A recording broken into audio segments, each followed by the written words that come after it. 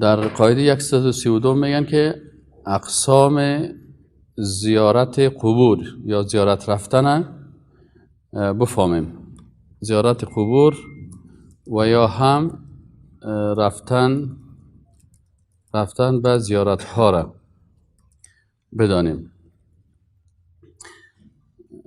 وظیفه هر مسلمان در هر قسمت عقیده همی است که انسان مسلمان وقتی یک چیز میبینه که چون ادیان مختلف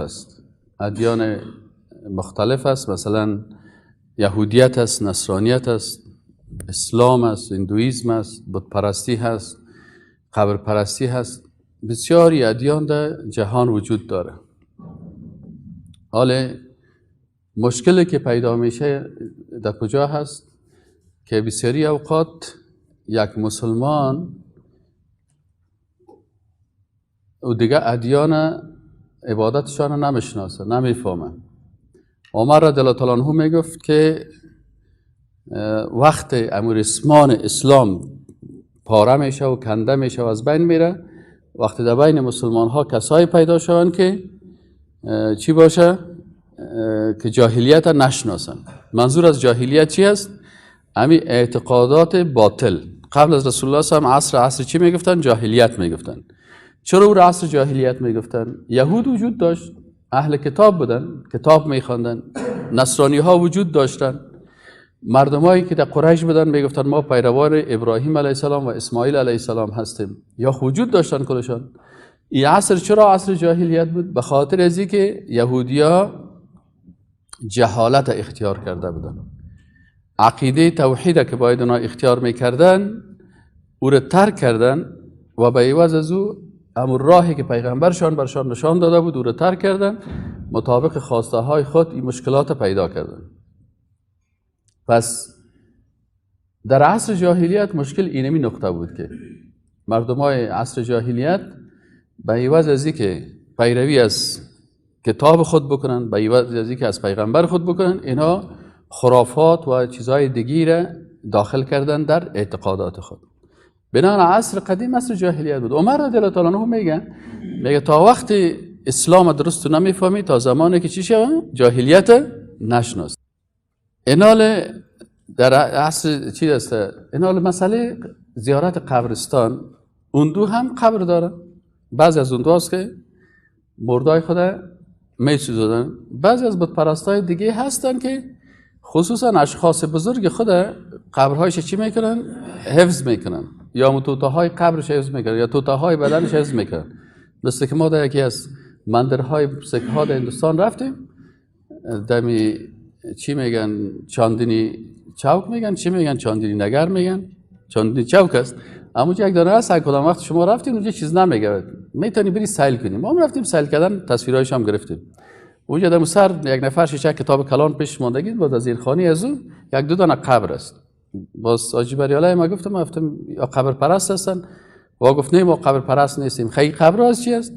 گفت همون کس که رهبر ما بود این بسیار خوب آدم بود، نزدیک بود که کل مردم مسلمان شوه، همی آمد خدا قربان کرد، نماند که مردم مسلمان شوه. بازی مچم بردن و توته شده بود و در جنگ کشته شده بود و باز همینجا مچم جای پایش هست یا جای قبرش هست یا جای چی هست و مقصد مخلوق پرستی هست. پس اینال یهودی ها هم لعنت الله بالای از اونا وقت نازل شد که رسول الله صلی الله علیه و آله که لعن الله اليهود و النصارى اتخذوا قبور انبیائهم مساجد. پس مسئله قبر که از یهودی ها هم مردای خود دفن میکنن، قبر زیارت قبور دارن، نصرانی ها هم دارن، بت پرست ها هم دارن، ما مسلمان ها هم داریم. این حال وقتی که اینی گپا هست، حال ما چی کنیم؟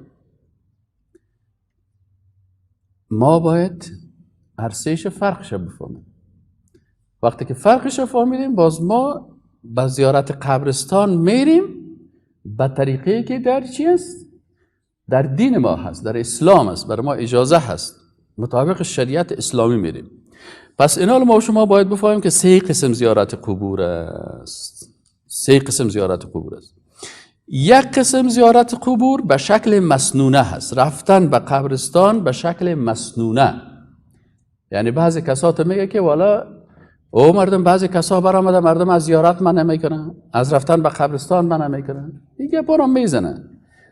نه خیر، یکی منع کردن از یک چیزی هست و یکی طریق درست از رو برای مردم نشان دادن است.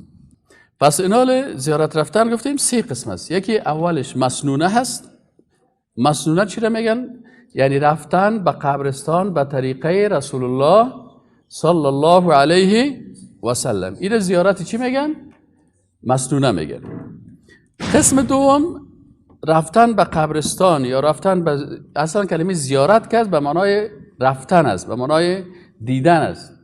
زیارت قبرستان به طریقه چی است؟ مشرکین است، اهل جاهلیت است، یهود و نصارا هست، اندوها و بت پرستا هست. ایران باید بشناسیم. و قسم سوم زیارت رفتن به شکل بدعتی هست. ما اکثرا در درس‌های خود حتی در عقیده، در توحید درس‌ها داریم به نام مقارنه، مقایسه بین ادیان مختلف. یهودی‌ها در ذات خالق چه قسم ایمان دارن، نصرانی‌ها چه قسم دارن. این درس‌ها را دادیم، هست در چیز کلش ثبت شده. پس ما و شما 3 قسم چی داریم؟ رفتن به زیارت و قبرستان. یکی به طریقه مسلمان ها هست، به طریق رسول الله صلی الله علیه و سلم. دوم به طریقه مشرکین است، بت پرستا، یهودیا، نصرانیا. سوم طریقه زیارت رفتن است به طریقه بدعتی ها که بعضی کسا در قبرستان بعضی از بدعت ها را میکنن که به سنت پیغمبر صلی الله علیه و سلم موافقت نداره. این حال ما شما عرصی از این را میخوانیم.